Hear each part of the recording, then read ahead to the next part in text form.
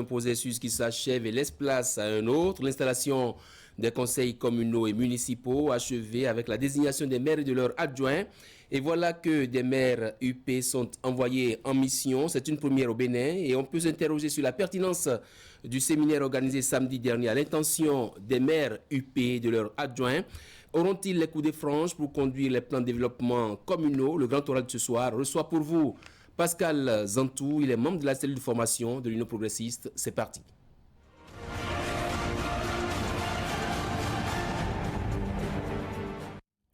Pascal Zantou, bonsoir. Bonsoir. Bienvenue sur ce plateau. Que vais-je dire? Confrère, ancien confrère ou confrère pour toujours? Mais confrère pour toujours, journaliste une fois, journaliste toujours. Oui, merci, bienvenue sur ce plateau. Vous êtes là en tant que membre de la cellule de formation de l'Union progressiste. Oui, un séminaire de formation, pour qui et pourquoi? Merci beaucoup, monsieur le journaliste. L'Union progressiste a décidé d'encadrer désormais les élus locaux, en particulier les élus communaux et municipaux, en tout cas ceux qui sont membres du parti, parce que justement nous avons constaté, et si vous aviez fait attention au discours de lancement de la campagne électorale le 1er mai par le président du parti Bruno Amoussou, vous auriez retenu qu'il avait annoncé les couleurs en disant qu'il y avait eu des errements dans le passé, simplement parce que les élus n'avaient pas bénéficié d'encadrement politique et d'orientation claire de la part des formations politiques. Or, il se trouve que, au terme de nos lois, en tout cas des lois sur la décentralisation, c'est les partis politiques qui font élire les élus communaux, les maires, leurs adjoints, les chefs d'arrondissement, etc. Donc, on a le sentiment, en tout cas au niveau de l'Union progressiste, qu'une fois que les camarades sont élus, on les laisse à volo. Et ça, ce n'est pas une bonne chose. Il faut les encadrer au nom de la République. Il ne s'agit pas, vous avez parlé de mission, non, l'Union progressiste n'a pas envoyé ses élus en mission dans son intérêt. Il le fait, sinon le parti le fait, dans l'intérêt de la République, dans l'intérêt des citoyens, dans votre intérêt, dans mon intérêt. Oui, on s'attendait effectivement à ce que, oui, le processus a été conduit, ça a abouti à la désignation des maires, mais on ne s'attendait pas à ce que des maires soient formés. On s'est dit, et c'est ce que l'opinion retient, que ceux qui ont été choisis pour conduire les destinés, au présider aux destinées des communes, sont des acteurs déjà connus, qui ont déjà des plans de développement pour ces localités, non? Oui, s'il vous plaît. Vous savez, peut-être que ceci ne vous est pas encore arrivé, mais il nous est arrivé, dans tous les cas, selon des témoignages, il est arrivé à beaucoup de cadres qui ont été nommés à des postes de responsabilité, et parfois très élevés, mais qui, le premier jour, le deuxième, le troisième jour, n'ont pas su ce qu'il fallait faire. Donc l'objectif du séminaire que l'Union progressiste a organisé à l'intention de ces 128 élus communaux, le week-end dernier, l'objectif principal, c'est de leur permettre non seulement de renforcer leurs capacités en termes de connaissance des lois et des tests réglementaires qui régissent la décentralisation dans notre pays, mais aussi et surtout de leur indiquer quelles sont les voies à suivre dès le premier jour pour qu'ils n'errent pas, pour qu'ils n'aient pas à tourner le pouce. C'est de ça qu'il s'agit. Donc, comment démarrer?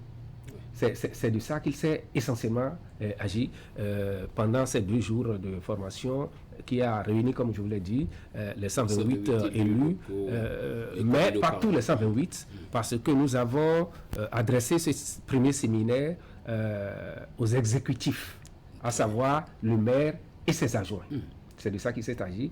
Mais il y a aussi des personnalités, notamment les cadres du parti, les responsables du parti, les députés, les ministres qui sont venus. Et ce qui a été remarquable, c'est que toutes ces personnalités ont fait montre d'une disponibilité inattendue. Et sans doute également d'une certaine ouverture, parce que dedans, il y en a qui ont déjà été maires une fois, d'autres qui changent de ville pour avoir été élus dans d'autres villes. Mais est-ce que vous avez senti effectivement ce partage d'expérience au sein des exécutifs communaux, comme vous le dites?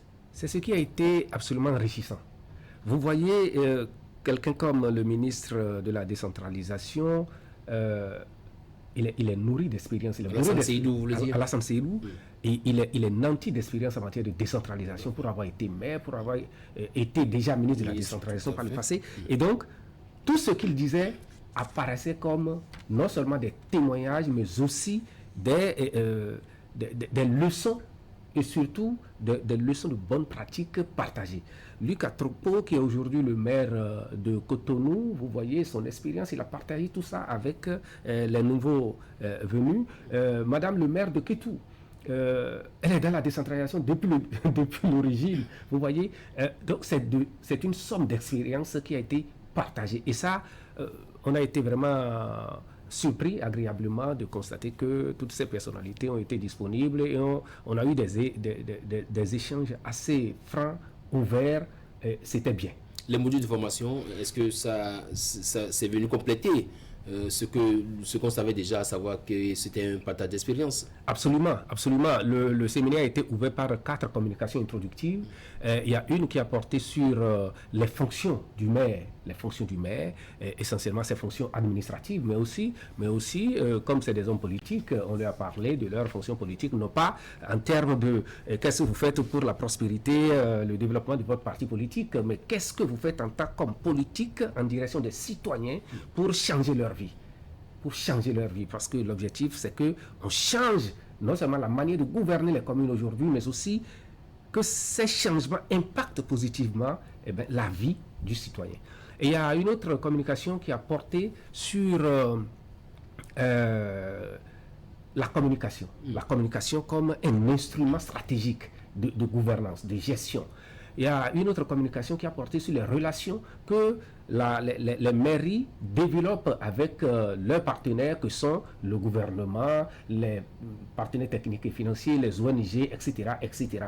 Quel est l'état actuel de ces partenariats, comment est-ce que ça fonctionne, comment faut-il aujourd'hui agir sur ces partenariats pour que le maire ne soit pas conduit par les partenaires plutôt que de les conduire.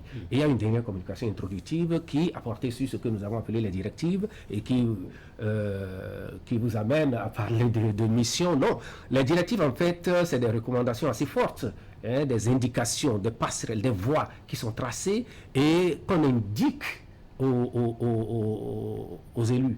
Et il leur revient de prendre en compte ces directives. Il n'est pas souhaitable qu'ils ne les prennent pas en compte, mais ceci n'est pas pour dire « Ah, les PDC, vous les négligez ». Non. Au contraire, on leur a dit « Il y a des plans de développement qui sont déjà là avant vous. Si vous arrivez, la première chose à faire, c'est de les évaluer. » Il ne s'agit pas d'évaluation approfondie nécessairement faite par des consultants, etc. Mais il faut faire l'état des lieux. Qu'est-ce qu'il y a ? Qu'est-ce qui a été mis en œuvre? Qu'est-ce qui n'a pas été mis en œuvre? Quelles sont les raisons pour lesquelles ce qui n'a pas été mis en œuvre ne l'a pas été? Et donc, c'est de ça qu'il s'est agi. On voit désormais un parti politique qui se fait de plus en plus fort et qui pratiquement, je sais pas, essaie d'avoir un cordon entre les leaders au plus haut niveau et les maires et leurs adjoints, non? Oui, mon cher ami, vous savez, les dernières élections, je veux parler des 2 dernières élections, les législatives et les communales, ont affirmé et confirmé que l'Union progressiste est le parti le plus grand, le plus national dans notre pays désormais. Il faut compter avec ça. Près de 40% des suffrages exprimés, obtenus, 54,70% d'élus sur, en tout cas, vous voyez, les chiffres parlent d'eux-mêmes. Il faut que ce parti puisse donner l'exemple, montrer la voie à suivre. Et c'est pour cette raison que pour la première fois dans notre pays, nous avons dit il faut essayer d'encadrer quelque peu les élus pour qu'ils ne confondent pas gestion administrative et gestion politique. On voit plus un parti politique qui est quelque peu jaloux de sa suprématie, qui ne veut pas du tout céder place aux autres, et qui donc essaie d'encadrer ses élus afin qu'ils n'errent pas, afin qu'ils puissent tenir le coup et donc peut-être ramener d'autres éléments à la maison. Je pense plutôt que l'Union progressiste est en train de donner l'exemple. est en train d'indiquer la voie à suivre. C'est cette voie qu'il faut suivre. Et nous, on ne serait pas gêné que les autres partis nous emboîtent le pas. Ils n'ont qu'à faire comme nous. Quand c'est bon, il faut faire, il faut copier. Mais cela dit, nous ne voudrions pas que les problèmes, les difficultés qui ont mené les conseils communaux par le passé continuent, perdurent. C'est de ça qu'il s'agit. Il ne faudrait pas que nos élus se sentent seuls, pensent que ils sont les seuls élus, ils s'en font par eux-mêmes. Non, qu'ils sachent qu'ils représentent un groupe politique qui est derrière. Ils sont des ambassadeurs, ils doivent servir d'exemple et c'est de ça qu'il s'agit. Oui, M. Zantou, justement, à quelle échéance seront-ils évalués ces élus-là? Je vais parler des maires et ses adjoints. Non, nous nous sommes déjà donné une échéance. À la clôture hier, le président Bruno Mousson a été clair. Il a dit, nous donnons 100 jours pour évaluer. Ça veut dire qu'en septembre prochain, nous allons encore nous retrouver pour voir, pour évaluer ce qui a été pris comme décision. Est-ce que les décisions, les recommandations ont été mises en œuvre? Si elles n'ont pas pu être mises en œuvre, pourquoi? Il faudrait qu'on comprenne. Finalement, ça devient un couperet qui plane sur la tête des élus, des exécutifs communaux. Ça dit que le maire, si il ne fait pas ce qu'il a à faire, on peut donc programmer son départ. Non, pas du tout, pas du tout. Ce n'est pas de ça qu'il s'agit. Nous sommes à l'apprentissage. Nous sommes dans une école, en vérité. On apprend. Il ne faut pas avoir peur du souci de dire aux gens, les choses ne se passent pas de cette manière. Elles pourraient se passer de telle manière pour qu'on ait de bons résultats. Il ne faut pas avoir peur de ça. Pourquoi vous n'avez pas peur que ce soit les partis politiques qui élisent leurs membres à la tête des communes? Vous n'avez pas peur de ça. Et vous avez peur que les partis politiques interviennent pour leur indiquer à suivre, pour produire des résultats, pour que les choses se passent autrement. Vous savez, nous, au niveau de l'Union progressiste, nous avons une orientation très claire pour ce qui concerne les communes désormais. Nous avons dit, à partir de maintenant, après 17 ans, il nous faut aller vers le développement local. Il nous faut faire la promotion de l'économie locale. Il nous faut faire la promotion de l'emploi des jeunes. Et vous voulez qu'on laisse nos élus aller faire ce qu'ils veulent? Non.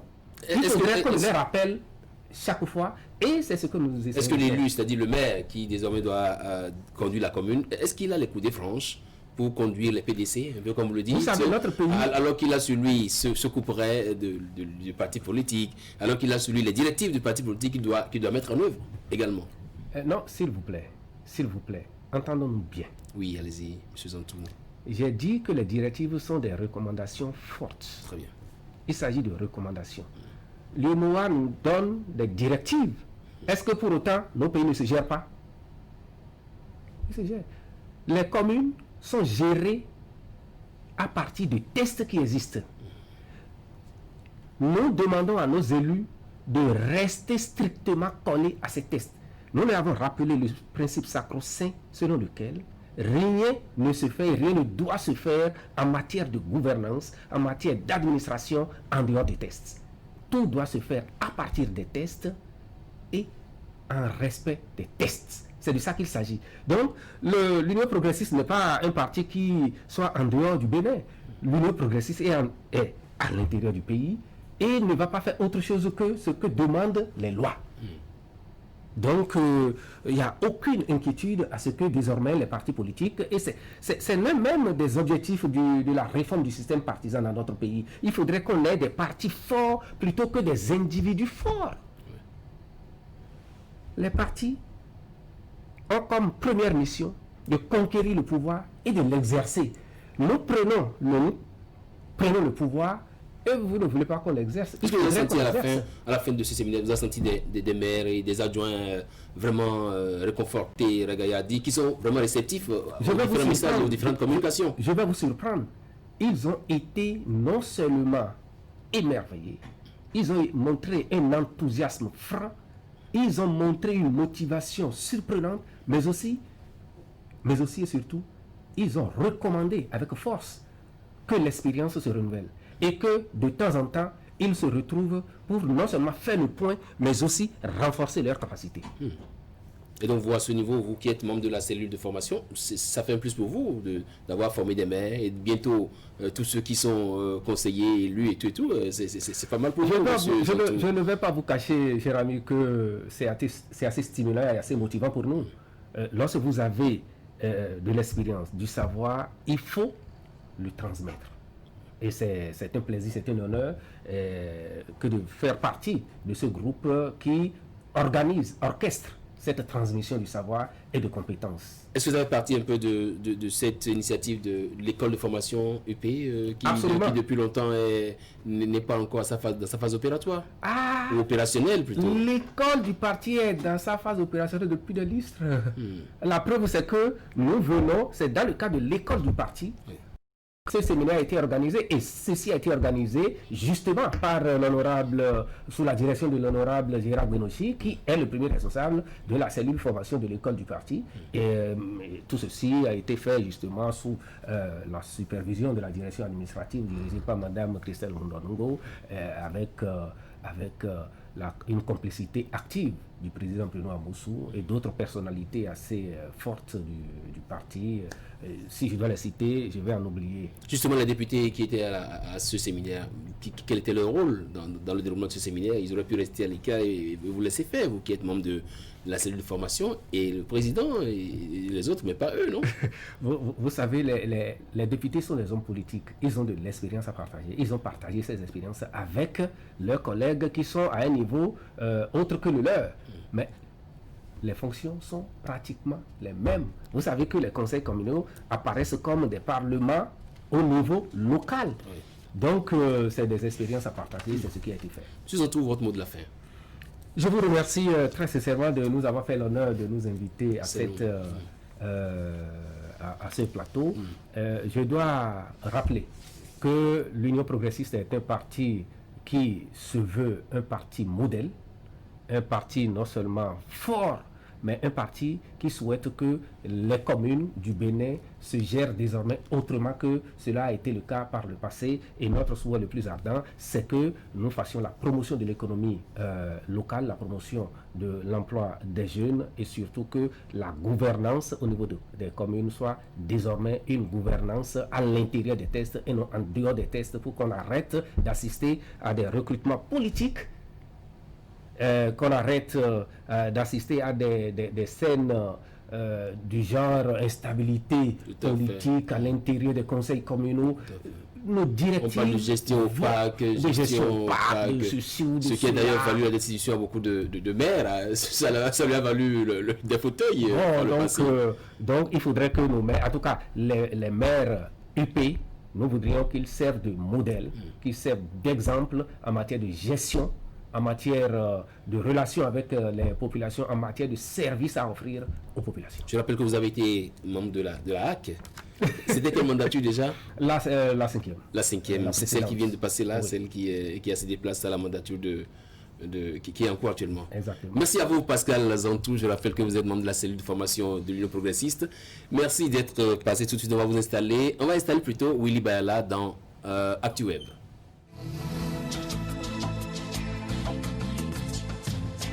Vous aimez la qualité, vous exigez la finesse. Pour tous vos travaux en impression, flyers, affiches, dépliants, brochures, calendriers, facturiers, faire-part, carte de mariage, carte de visite et vos travaux en sérigraphie. Une seule adresse, l'imprimerie du groupe de presse Fraternité qui vous propose des prix défiant toute concurrence. Imprimerie Fraternité, c'est une équipe dynamique avec du matériel de dernière génération capable de vous produire en quantité, qualité et avec célérité. Imprimerie Fraternité, nous sommes situés à Ménotin dans l'avant de la station Sonacop. Contact 97 60 79 34 95 34 10 47. À l'imprimerie du groupe de presse Fraternité, la qualité est garantie.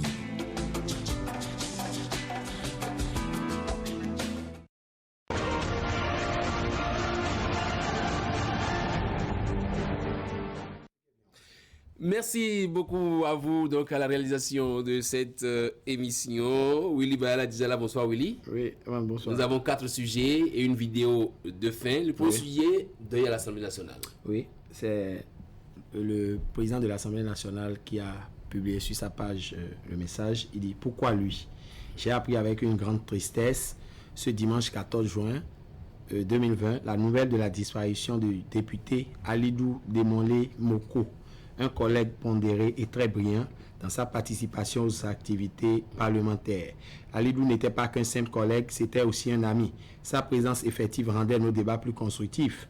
Je peine à trouver les mots justes, mais je tiens tout de même à lui rendre le témoignage dû à la qualité d'homme intègre, épris de paix et de justice qu'il a incarné jusqu'à sa triste disparition.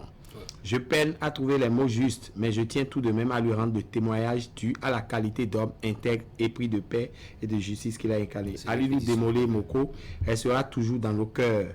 Mes plus sincères condoléances à toute sa famille biologique et politique, ainsi qu'à tous les députés de la 8e législature. Signé LGV Louis Blavon. Voilà la photo de l'illustre disparu. Ouais. Et il y a eu quelques commentaires qu'on a choisis. C'est Isaac Nyerima qui dit que l'âme de notre Père repose en paix et courage à vous. Priva Agbodame, c'est pas l'occasion pour insulter. La mort attend tout le monde. L'homme n'a pas de pouvoir pour refuser l'appel de Dieu. Dieu a donné et Dieu a repris. Paix à son âme et condoléances à sa famille. Condoléances au président de l'Assemblée nationale. Marcel Agossou, mes condoléances. Maintenant, j'aimerais vous demander quelque chose. Le pourquoi lui vient faire quoi? Qui voulez-vous que ce soit? Et Florent Benou, paix à son âme. Romia Maouignon, paix à son âme. Et Pierre Dossa, ainsi va la vie. Nous sommes poussière et on repartira poussière. C'est vrai. Et Alain Dohou, vraiment cher papa, c'est vraiment triste. On ne peut rien faire face à cette tragédie, sauf Dieu qui peut nous en épargner, que son âme repose en paix et courage à ses enfants. Seul Dieu connaît l'heure de chacun, quelle que soit sa force, et chacun sera juge selon ses actes. Que Dieu lui donne la paix. C'était Antonion Emmanuel Amadi. Et pour finir avec Kouchika Viganon Seounou Bruno, vraiment triste comme nouvelle. Dommage, on ne peut rien devant la mort que de lui souhaiter repos éternel. Marc Ponfa Onésime, ce ne sera que les membres de l'Assemblée nationale qui mourront et non les sièges. On ne le verra plus jamais. Paix à son âme, il a su construire cette paix de son vivant. Très bien. Voilà, c'est quelques commentaires qu'on a. Disparu, c'est vrai voilà. Que... C'est vraiment un grand choc pour la 8e législature, oui. Parce que c'est quand même très tôt au pont. Pour ça c'est précoce. Oui. Donc il va falloir penser au remplacement et je crois que dans le cas de Schéma, ça va être un peu compliqué parce qu'il est le suppléant du ministre de l'Information, voilà, à la Sénat. Très bien.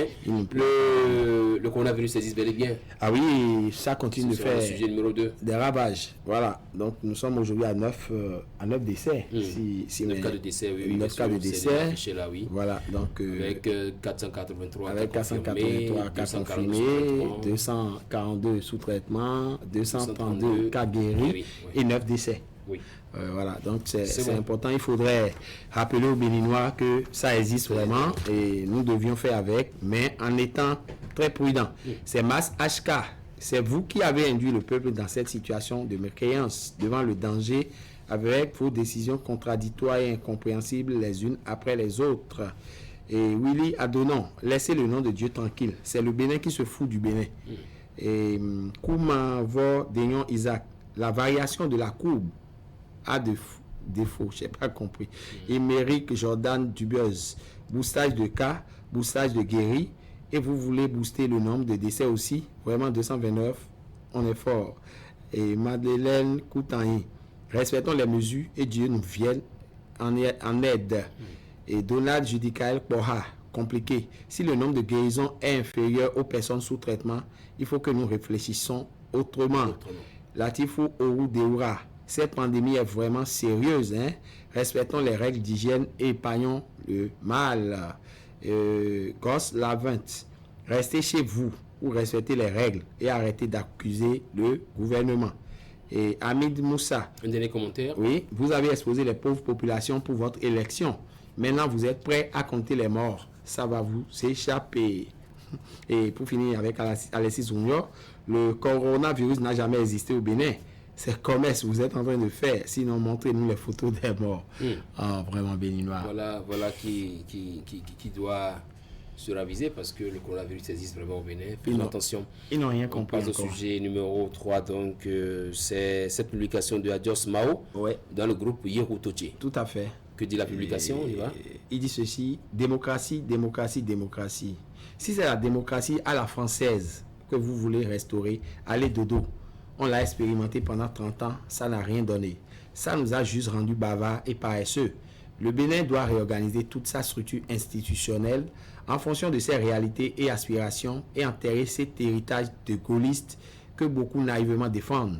Ils ont tassé Kadhafi de dictateur et de tyran. Aujourd'hui, comparons la Libye dictatoriale de Kadhafi à la Libye démocratique de Sarkozy. Si la démocratie à la française était bénéfique à l'Afrique, ces Yovo ne nous l'offriraient pas aussi gracieusement. Talon a juste un défaut, il est commerçant. En dehors de ça, c'est l'homme qu'il faut pour restaurer ce Bénin victime du calcage français. Pensez-vous que c'est à partir de De Gaulle que la France a amorcé son développement? Croyez-vous que c'est Tony Blair qui a jeté les premiers jalons du développement de la Grande-Bretagne? Ou encore êtes-vous sûr que c'est à partir de George Washington que les USA ont enclenché leur essor? La démocratie, c'est du luxe. Ce n'est pas elle qui développe. Elle rend juste un peuple mieux participatif à la gestion de la chose publique. La vérité est que l'Afrique n'est pas encore à ce stade.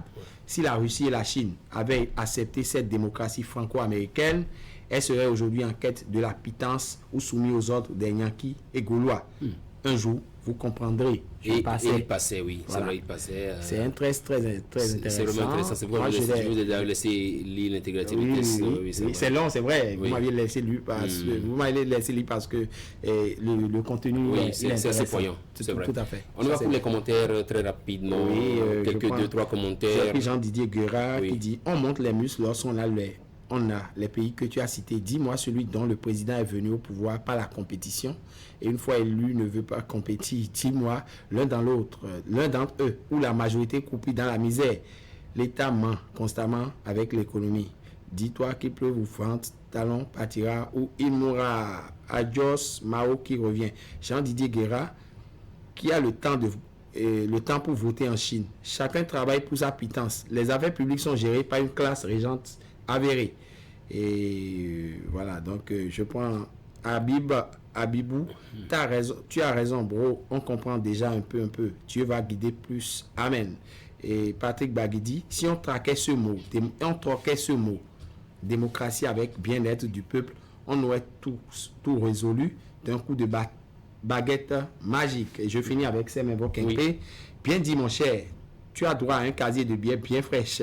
Il y a que les scarabées tchakistanais résistants intellectuels tarés qui voient le contraire. Aujourd'hui, la Libye est en démocratie. Il n'est plus sous le tyran, le dictateur qu'ils ont fait mourir injustement. Très bien, on passe à il y a ce visuel d'un ancien ministre qui fait le tour qui a fait le plateau, qui était une actualité très commentée aussi. Tout à fait. Ça, 1 minute environ pour c'est la vidéo de l'ancien ministre du Commerce, Serge Ahissou, qui a fait le point de la situation de l'échec du bloc républicain dans la vallée de l'Ouémé. Et ça a suscité beaucoup de réactions sur la toile. Quelques 2-3 commentaires rapidement. Elie Hentegny qui dit: je suis sûr d'une chose, les deux blocs disparaîtront après Patrice Talon. C'est le dictat du président qui maintient encore les deux blocs. C'est Rombédier et Prudencio qui ont vite compris. Et Renaud Kissi, on dirait que le ministre méconnaît les fausses vertus en politique. Et un dernier commentaire. Oui, allez-y, oui. La plus grande pagaille a été d'organiser les élections dans ces conditions. Et puis, pour finir avec Renaud Kissi, ne rêvez pas, la politique n'a jamais uni les hommes. Même des familles entières se déchirent. La guerre de chacun contre chacun. Retenez bien la leçon. Bientôt, on assistera à la métaphore des politiques. Très bien. On passe à présent à la vidéo du jour très rapidement.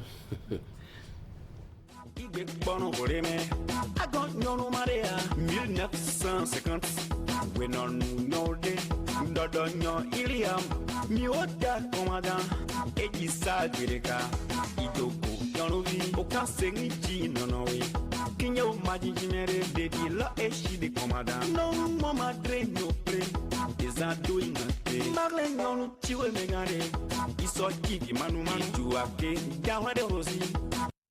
Un danseur plutôt atypique. Ah ben oui. Merci beaucoup à ce danseur. Merci à vous également, Willy Bayala, pour ce tour que nous avons fait sur la toile. Ouais. C'était 90 minutes au Bénin en ces 3 différentes parties. Le duel, le journal, le grand oral et actuel qui vient mettre un terme à cette émission. Merci, au revoir et à mercredi.